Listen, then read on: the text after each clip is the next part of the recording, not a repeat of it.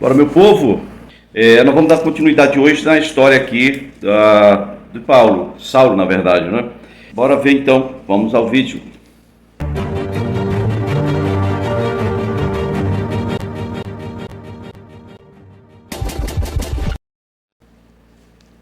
A leitura de hoje está na Bíblia Ordem Cronológica, na página 1154, e você pode encontrar também em sua Bíblia, no livro de Atos, capítulo 9, você vai observar ali o versículo 30, onde nós encerramos a última leitura.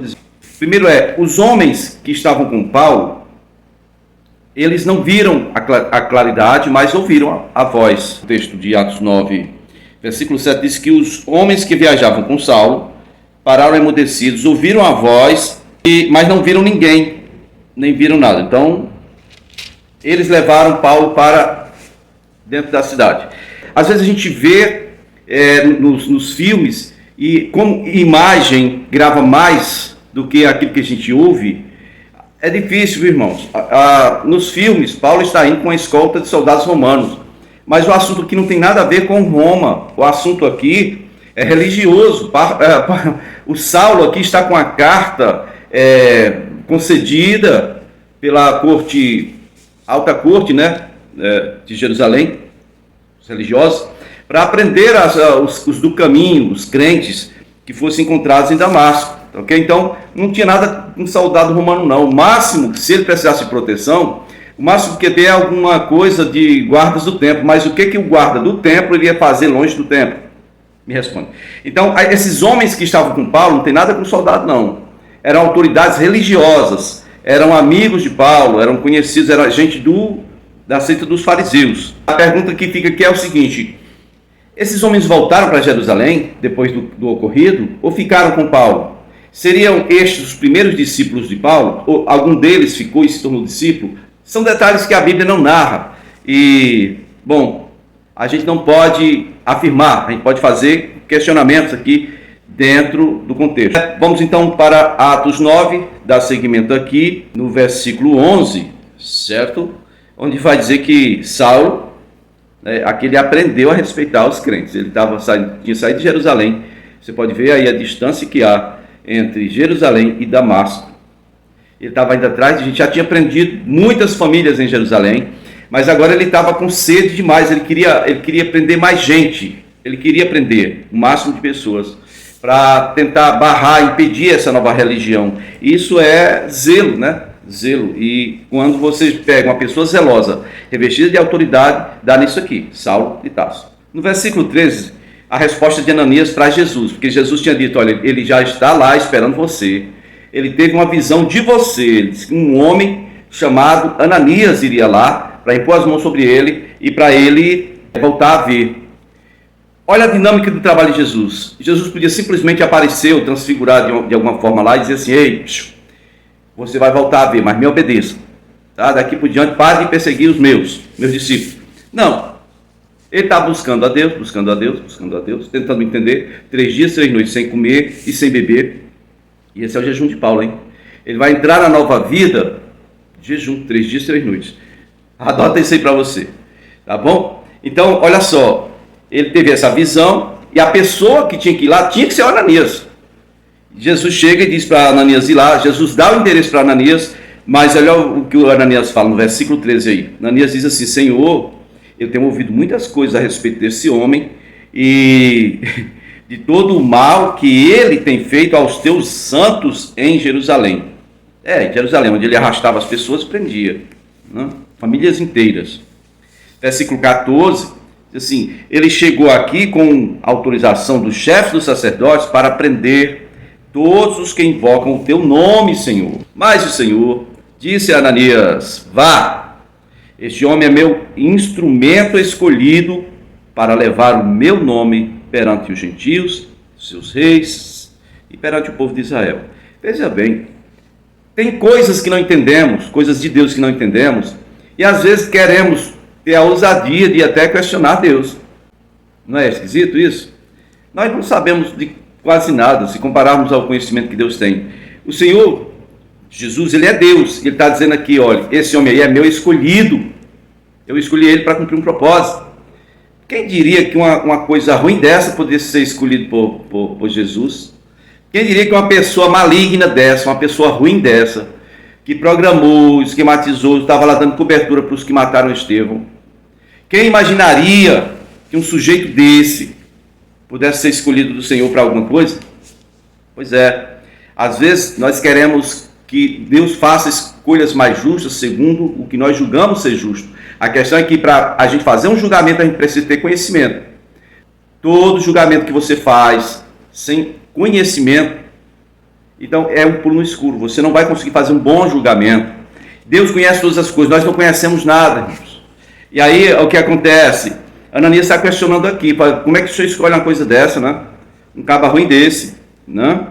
E aí, no verso 16, o Senhor Jesus mesmo diz assim: eu é que vou mostrar para ele o quanto deve sofrer pelo meu nome. Na versão árabe diz: o quanto importa que ele sofra pelo meu nome. É bem interessante, não é?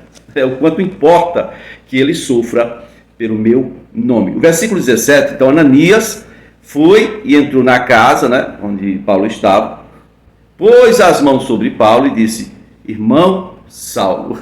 É muito medo, meu Deus. Irmão Saulo.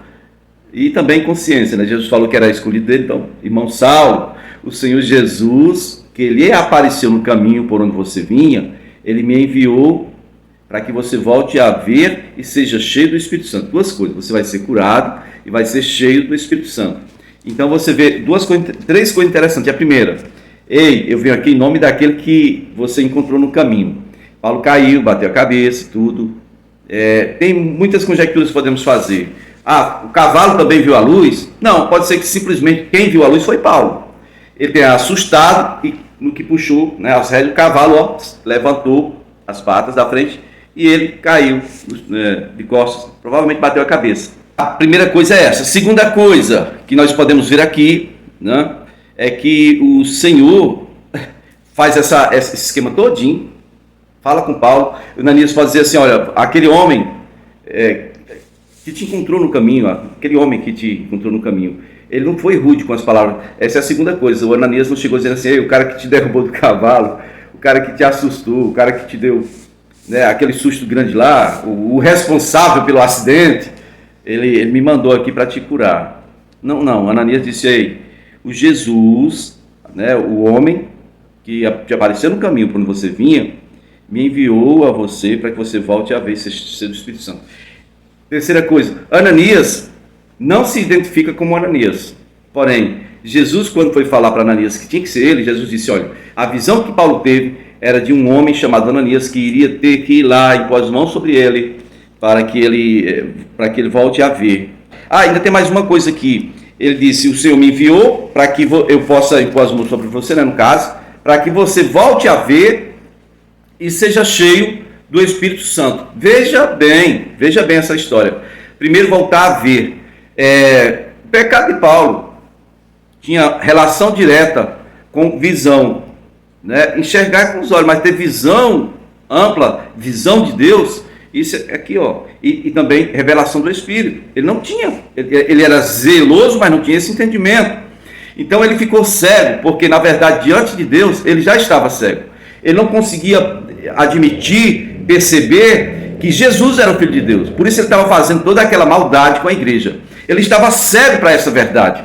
E agora que ele ficou cego, ele passa a ver claramente essa verdade, não é verdade? Aí a outra coisa para que você volte a ver. Segundo, para que você seja cheio do Espírito Santo. Ser cheio do Espírito Santo, amados, é uma condição para que você possa fazer a obra do Senhor. Não diz nem assim que para que você seja revestido do Espírito, porque essa palavra revestimento do Espírito até então estava ligado exclusivamente aos apóstolos, né? Filipe, por exemplo, lá em Samaria, fez o responsável por um grande avivamento, mas o Espírito só vinha sobre as pessoas quando Pedro empunha as mãos. E aqui, ser cheio do Espírito, dá a ideia de que algo que vai encher uma medida, até transbordar. Isso diz respeito ao Espírito residente em mim. E enquanto o revestimento é algo que vem de cima, né? Como foi em Atos 2, na descida do Espírito Santo. Ok? Mas a condição é essa. Porque o Senhor Jesus disse para aqueles que estavam em Jerusalém: permaneçam em Jerusalém até que do alto sejais revestidos de poder. Ou seja, você crê no Senhor, você tem o Espírito do Senhor, ok, mas você precisa ser revestido do Espírito Santo do Senhor para fazer a obra, ou para que você seja transformado, você se torne uma testemunha eficaz da morte e ressurreição do Senhor Jesus. E como é que é isso? É que quando você é revestido do poder do Espírito Santo, você recebe poder para testemunhar da ressurreição de Cristo. Ou seja, se alguém duvida da sua palavra, não tem problema nenhum. Você vai ser usado por ele e ele vai fazer uma demonstração de poder para testificar, no caso, para dar testemunho de Deus, no caso, de que o que você está falando é a verdade. Era esse o Evangelho. Eles não tinham Bíblia. Eles só tinham o Velho Testamento, no caso, né? A Bíblia judaica. Aí o versículo 18 de Atos 9 diz que imediatamente algo como escamas caiu dos olhos de Paulo e ele passou a ver novamente. Levantando-se, foi batizado.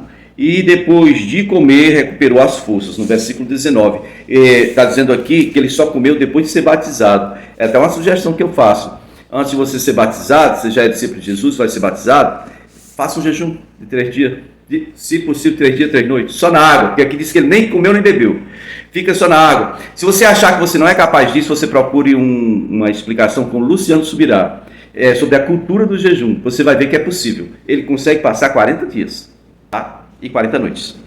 Diz no versículo 19 que ele comeu e recuperou suas forças, então passou vários dias com os discípulos em Damasco. Ele passou vários dias com os discípulos em Damasco, onde? O lugar onde ele estava indo para perseguir os crentes, e prender e fazer tanta maldade, agora ele está com os discípulos em Damasco. Primeira questão que ele enfrentou lá, provavelmente seria ele convencer os irmãos de que ele tinha mudado de vida. Mas como nosso Senhor Jesus Cristo pensa em tudo, o que ele fez? Ele colocou Ananias, provavelmente Ananias era um dos mais influentes discípulos de Cristo, que morava em Damasco. Ele colocou o Ananias dentro da história de Paulo, para que os outros irmãos pudessem crer na conversão de Paulo. Ele podia simplesmente dizer, não, eu mesmo batizei Paulo. O Senhor me mandou ir lá e fazer isso. Então, o testemunho de Ananias seria fundamental para que Paulo fosse aceito, para que ele, chegando na reunião dos crentes, a negada não saísse correndo dele, né? Porque era para correr mesmo. O sujeito chega para prender e para fazer maldade, então. No versículo 20 diz assim, logo começou a pregar nas sinagogas que Jesus é o Filho de Deus. Vixe! Onde era que Paulo pregava? Até agora. A igreja do Senhor Jesus, ela nasceu dentro do judaísmo. Em Jerusalém, tinha as casas e tinha o templo, o pórtico de Salomão, para eles se reunirem, para conversarem, para trocarem ideias e para receberem mais do Espírito, para a operação de milagres. Foi tudo ali. Agora, em Damasco não tinha o quê? Sinagoga. Então os judeus que estavam reunindo, eles estavam buscando a Deus. E agora? Não, agora são novos judeus? Não, são chamados, ainda não apareceu a ideia de cristãos. Eles são chamados aqui de os do caminho, aqueles que creem, né? E fala-se muito, né? Os do nome, os que estão ligados ao nome. Era uma comunidade de judeus crentes, tá bom? Judeus crentes. Ele começou a pregar logo, ou seja, ele converteu e logo ele começou a pregar. Por que ele começou a pregar? Por que ele começou a pregar? Ele tinha conhecimento da Bíblia hebraica toda. Ele começou pelo Espírito Santo, né, sob o poder do Espírito Santo, ele começou a mostrar para os judeus que, segundo as profecias, Jesus era o Cristo. Ele começou a ir na sinagoga, fazendo como todos os judeus fazem, chega lá, abre o livro, faz a sua participação, e depois vai discorrer a respeito do texto que ele leu. Então, cada vez que ele ia numa sinagoga, ele pegava a Bíblia judaica, lia e comprovava que Jesus era o Cristo, ok? E aí, no versículo 21, diz que todos que o ouviram ficaram perplexos e perguntavam, mas não é ele o homem que procurava destruir em Jerusalém aqueles que invocavam este nome? Não veio para cá justamente para levá-los presos, né, aos chefes dos sacerdotes? Todavia, Paulo se fortalecia cada vez mais e confundia os judeus que viviam em Damasco, demonstrando que Jesus é o Cristo.